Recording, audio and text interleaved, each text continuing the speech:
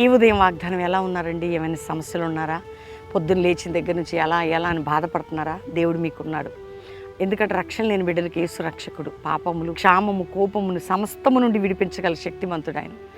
ఈరోజు దేవుని వాగ్దానము చక్కటి మాట 46 కీర్తన 7వ వచనంలో మనకు తోడై ఉన్నాడట. ఆయన మనకు ఆశ్రయమై ఉన్నాడట. యాకోబు దేవుడు ఆయనకు ఆశ్రయం, నీకు ఆశ్రయం. నువ్వు ఎటు పరిగెత్తున్నావు? మనుషులు నమ్మినా, ఎవరిని ఆశ్రయించినా నష్టమే. ఆయన ఆశ్రయించే వారికి ఏ మేలు కొదవై ఉండదు. దేవుడు అంటున్నాడు, నువ్వు ఆశ్రయించు నన్ను, నేను నీకున్నాను, నేను చేస్తాను కదా. నీ విషయమే, నీ పిల్లల విషయమే, భర్త విషయమే, నీ కుటుంబం ఏదైనా కన్నా నేను నీకు తోడై ఉన్నాను కదా, నేను నిన్ను విడవను కదా. ఎంత మంచి దేవుడిని కలిగి ఉన్నాం. వాడు ధైర్యం తెచ్చుకొని వాగ్దానం ఎత్తిపట్టి తోడై ఉన్నాను, ఆశ్రయమై ఉన్నాను. ఆమేన్.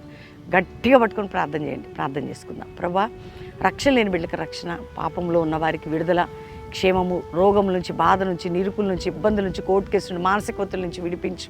ఆయా ప్రపంచ దేశాలు యుద్ధాలు మానిపే సమాధానమే మా భారతదేశాన్ని కాపాడి రక్షించు ప్రభా. ప్రపంచంలో ఉన్న క్రైస్తవ సంఘాలు ఉజ్జీవి, జాషువా జనరేషన్, అపోస్తుల మినిస్ట్రీ రైజ్ కావాలి.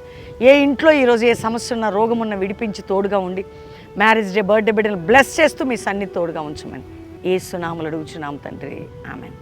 ఈ వాగ్దానం అందరూ లైక్ చేసి షేర్ చేయండి. మంచి comments. Pastor Praveen official Insta follow అవ్వండి.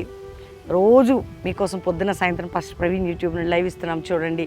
అంతేకాకుండా ప్రతి శనివారం హైదరాబాద్లో కల్వరీ ప్రామిస్ ల్యాండ్లో సాటర్డే సర్వీస్ ఉంటుంది. ఆదివారం ఆరాధనలు 3 ఉంటాయి. బెల్లంపల్లిలో కూడా సాటర్డే ఉంటుంది, ఆదివారం ఆరాధనలు 3 ఉంటాయి. దేవుడు మీ అందరిని దీవించును గాక. ప్రైజ్ అలాడ్.